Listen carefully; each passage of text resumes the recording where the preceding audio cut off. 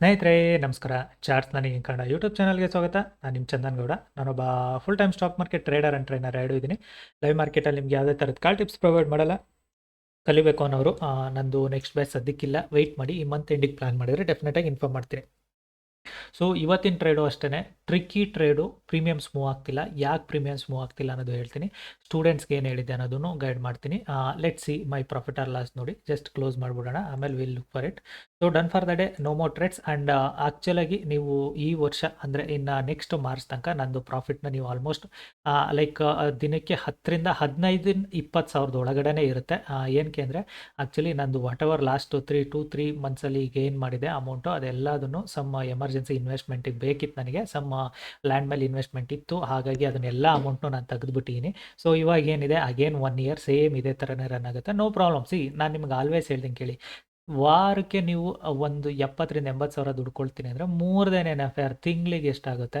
2-2.5 ಲಕ್ಷ ಆಗುತ್ತೆ. More than enough. ಬದುಕೋಕೆ ಅದಕ್ಕಿಂತ ಇನ್ನೆಷ್ಟು ಬೇಕು? ಸೊ ಜಸ್ಟ್ ಪೇಷನ್ಸ್ ಇಟ್ಕೊಳ್ಳಿ. ಕಡಿಮೆ ಪ್ರಾಫಿಟಲ್ಲಿ ಒಂದೊಂದೇ ಮೆಟ್ಲನ್ನ ಹತ್ತೋ ಬನ್ನಿ.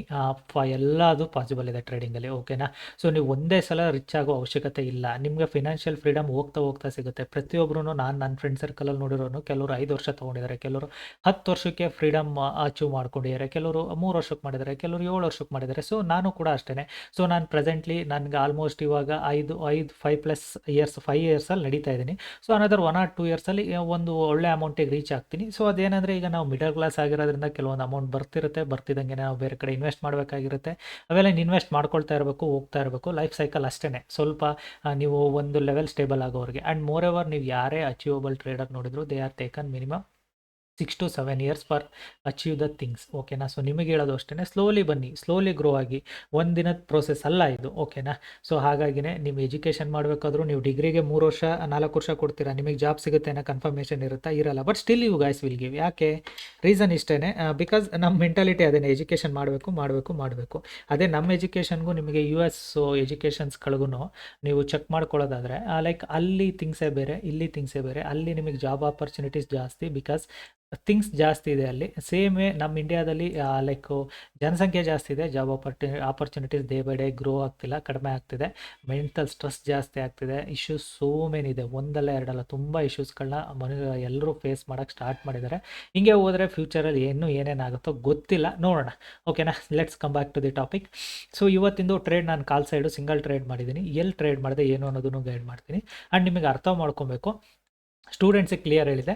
ಮಾರ್ಕೆಟ್ನ ನೀವು ನೋಡೋದಾದರೆ ಕಂಟಿನ್ಯೂಸ್ ಆಗಿ if U see my indicator, so ನಿಮಗೆ ಝೂಮ್ ಇನ್ ಮಾಡಿದಾಗ ಇದೇ ಥರನೇ ಕಾಣುತ್ತೆ. ಆಮೇಲೆ ಝೂಮ್ ಔಟ್ ಮಾಡುವ. 1 1 2 3 4 5 ಡೇಸ್ ಕಂಟಿನ್ಯೂಸ್ ಆಗಿ ಬೈಯಿಂಗ್ ಇದೆ ಮಾರ್ಕೆಟು, ಓಕೆನಾ? ಬೈ ಬಿಟ್ಟರೆ ಬೇರೆ ಏನು ಕಾಣಿಸ್ತಿಲ್ಲ ಇಲ್ಲಿ. 5 ಡೇಸಿಂದ ಕಂಟಿನ್ಯೂಸ್ ಬೈಯಿಂಗ್ ಇದೆ. ಆ್ಯಂಡ್ ಇವತ್ತು ಎಕ್ಸ್ಪೈರಿ ಕೂಡ ಇದೆ. ಇಟ್ ಮೀನ್ಸ್ ಸೆಲ್ಲರ್ಸ್ನ ಎಲ್ಲೆಲ್ಲಿ ಸಿಗುತ್ತೆ ಅಲ್ಲೆಲ್ಲ ವಾಡ್ದು ಮೇಲಕ್ಕೆ ತಂದಿರೋ ಬೈಯರ್ಸು. ಸೊ ಬುಲಿಶಲ್ಲಿದೆ ಮಾರ್ಕೆಟ್. ಸೊ ಬುಲಿಶಲ್ಲಿದೆ, ಬಟ್ 5 ಡೇಸಿಂದ ಬೈಯರ್ಸ್ಗೆ ಸೆಲ್ಲರ್ಸ್ಗೆ ಆಪರ್ಚುನಿಟಿ ಸಿಕ್ಕಿಲ್ಲ. ನಿನ್ನೆ ಒಂದು ಆಪರ್ಚುನಿಟಿ ಸಿಕ್ಕಿತ್ತು ಅವ್ರಿಗೆ. ಸೊ ಅದಾದಮೇಲೆ ಇವತ್ತು ಕೂಡ ಒಂದು ಆಪರ್ಚುನಿಟಿ ಸಿಕ್ಕಿದೆ. ಆಪ್ಷನ್ ಸೆಲ್ಲರ್ಸ್ ಡೇ ಆಗುತ್ತೆ ಇವತ್ತು, ಬೈಯರ್ಸ್ ಡೇ ಆಗೋದಿಲ್ಲ ಮಾರ್ಕೆಟು. ಸೆಕೆಂಡ್ ಹಾಫಲ್ಲಿ ನನ್ನ ಪ್ರಕಾರ ಮಾರ್ಕೆಟ್ ಏನಾದ್ರು ಒಂದು ಶಾರ್ಪ್ ಫಾಲ್ ಕೂಡ ಚಾನ್ಸಸ್ ಕೂಡ ಇದೆ, ನೋಡುವ ಕೊಡುತ್ತಾ ಇಲ್ವಾ? ಅದು ಸೆಕೆಂಡ್ರಿ. 5 ಡೇಸಿಂದ ಕಂಟಿನ್ಯೂಸ್ ಬೈಯಿಂಗ್ ಇದೆ. ಸೊ 5 ಡೇಸಿಂದ ಕಂಟಿನ್ಯೂಸ್ ಬೈಯಿಂಗ್ ಇದೆ. ಸ್ಟೂಡೆಂಟ್ಸ್ಗೂ ಅದನ್ನೇ ಹೇಳಿದೆ. ಮಾರ್ಕೆಟ್ ಏನಾದರೂ ಗ್ಯಾಪ್ ಅಪ್ ಓಪನ್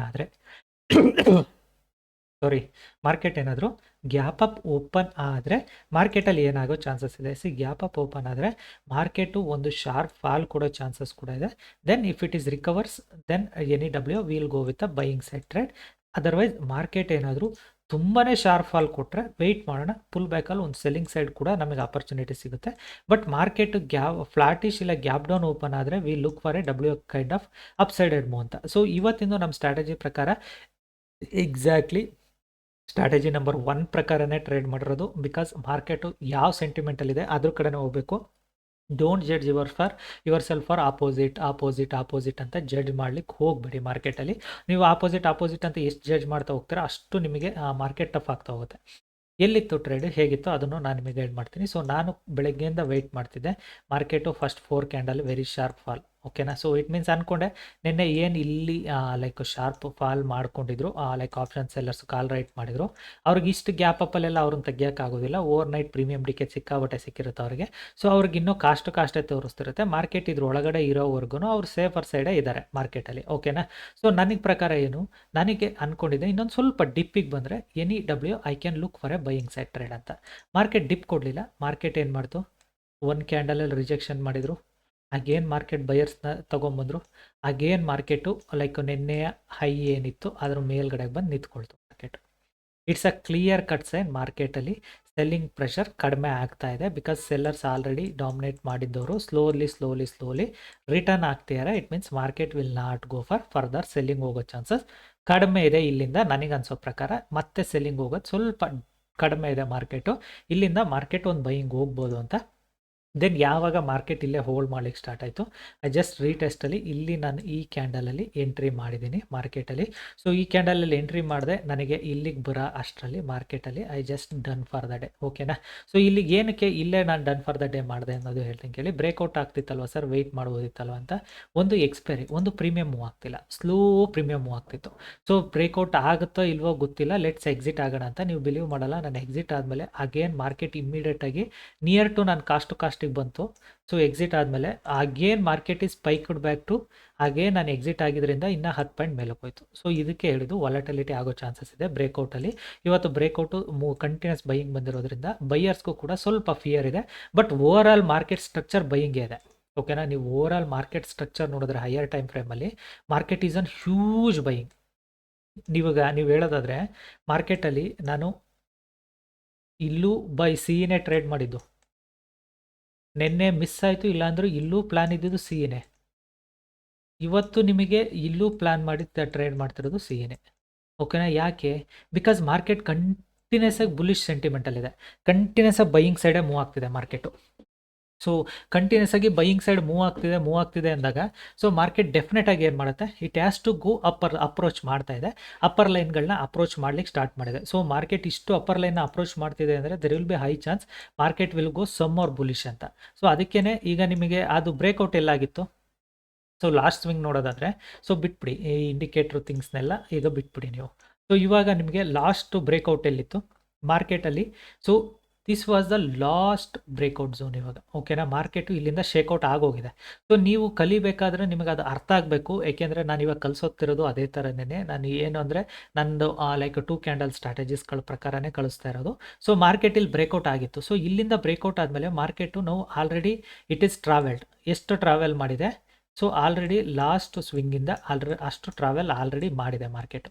ಸೊ ಮಾರ್ಕೆಟಲ್ಲಿ ಇವಾಗ ಏನಾಗಿದೆ, ಮಾರ್ಕೆಟ್ ಇಲ್ಲಿಂದ ಇಷ್ಟು ದೂರ ಆಲ್ರೆಡಿ ಟ್ರಾವೆಲ್ ಮಾಡಿದೆ. ಇದನ್ನು ಬ್ರೇಕ್ಔಟ್ ಕೂಡ ಆಗಿದೆ, ಪ್ಲಸ್ ಇಷ್ಟು ದೂರ ಟ್ರಾವೆಲ್ ಕೂಡ ಮಾಡಿದೆ. So people expecting for pull back. ಓಕೆನಾ.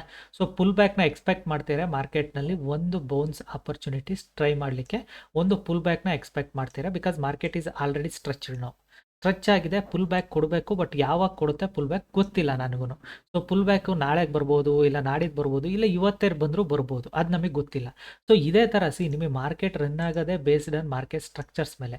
ಸ್ಟ್ರಕ್ಚರ್ಸ್ಗಳನ್ನ ನೀವು ಅರ್ಥ ಮಾಡ್ಕೊಬೇಕು. ಇವತ್ತು ಸ್ವಲ್ಪ ಯೂಟ್ಯೂಬ್ ಲೆಂತಿ ವಿಡಿಯೋ ಆಗ್ಬೋದು, ಬಟ್ ಅರ್ಥ ಮಾಡ್ಕೊಳ್ಳಿ. ನಾನು ಕಲಿಸಿರೋದು ನಾಲೆಡ್ಜು ಅಷ್ಟೇ ಸಿಂಪಲ್ ಈಸಿ ಮಾಡಿರೋದು ಅದೇ ರೀಸನು. ಮಾರ್ಕೆಟ್ ಏನು ಮಾಡಿತ್ತು ಇಲ್ಲಿ ನೋಡೋದಾದರೆ ಕಂಟಿನ್ಯೂಸ್ ಆಗಿ ನಾನು ಸಿ ಟ್ರೇಡ್ಗಳನ್ನ ಮಾಡ್ತಿದ್ದೆ. ಬಿಕಾಸ್ ಮಾರ್ಕೆಟು ಲಾಸ್ಟ್ ಸ್ಟ್ರಕ್ಚರ್ನ ಬ್ರೇಕ್ಔಟ್ ಮಾಡಿತ್ತು. ಆಮೇಲೆ ಏನು ಮಾಡ್ತು ಮಾರ್ಕೆಟು, ಒಂದೇ ದಿನ ಹ್ಯೂಜ್ ಫಾಲ್ ಕೊಡ್ತು. ದೆನ್ ಮಾರ್ಕೆಟ್ ಏನು ಮಾಡಿತ್ತು, ಇಷ್ಟು ದೂರ ಟ್ರಾವೆಲ್ ಮಾಡಿದ್ದವ್ರದ್ದು ಆಲ್ರೆಡಿ ಪುಲ್ ಬ್ಯಾಕ್ ಅಂದರೆ ಇದು ಲಾಸ್ಟ್ ಸ್ಟ್ರಕ್ಚರು, ಇದರಿಂದ ಕೆಳಗಡೆ ಟ್ರೇಡ್ ಮಾಡಲಿಕ್ಕೆ ಸ್ಟಾರ್ಟ್ ಮಾಡ್ತು. It means market is now bearish. So this was the one structure, this was the second structure. So ಇಲ್ಲಿಂದ ಮಾರ್ಕೆಟ್ ಬೇರಿಶ್ನೆಸ್ ಸ್ಟಾರ್ಟ್ ಮಾಡ್ತು. ನೀವು ಅಲ್ಲಿಂದ ನೋಡೋದಾದರೆ ಮಾರ್ಕೆಟಲ್ಲಿ ಕಂಟಿನ್ಯೂಸ್ ಆಗಿ ನಾನು ಪಿ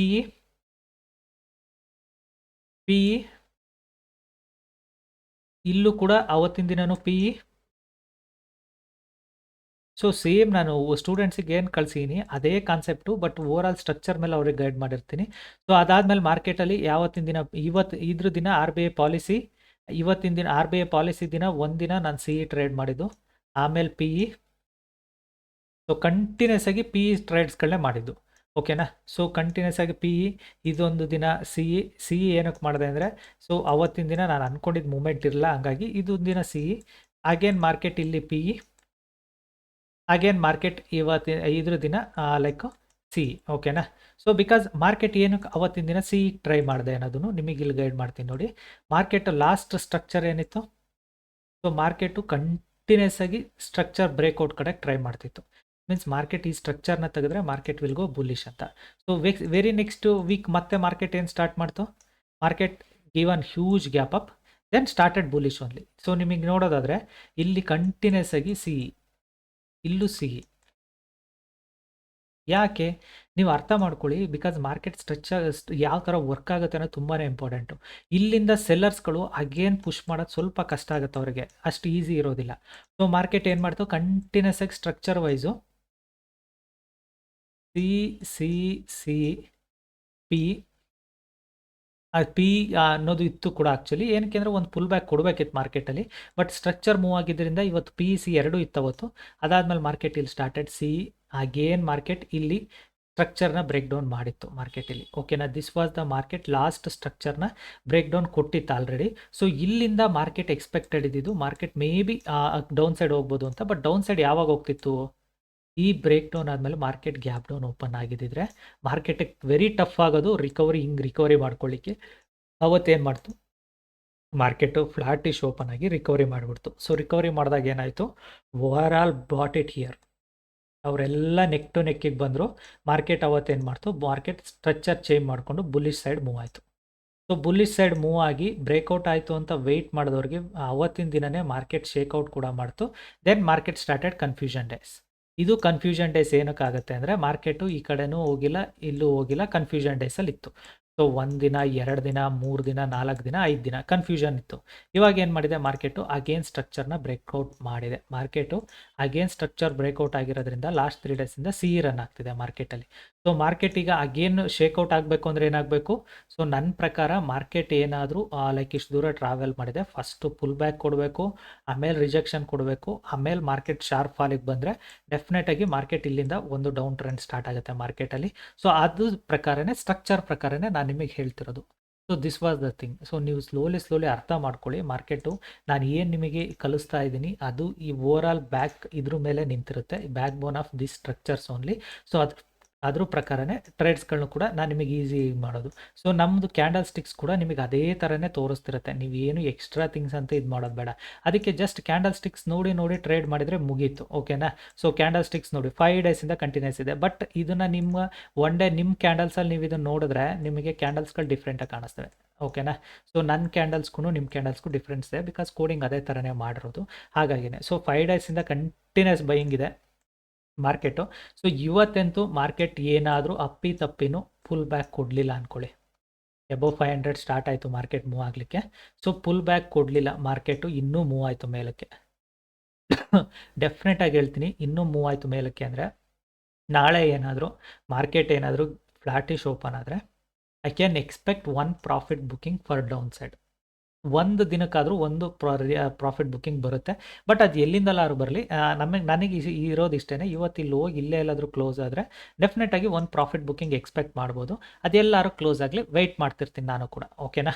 ಓಕೆ, ಈ ವಿಡಿಯೋ ಇಷ್ಟ ಆದರೆ ದಯವಿಟ್ಟು ಲೈಕ್ ಮಾಡಿ, ಸಬ್ಸ್ಕ್ರೈಬ್ ಮಾಡಿ. Thank you all.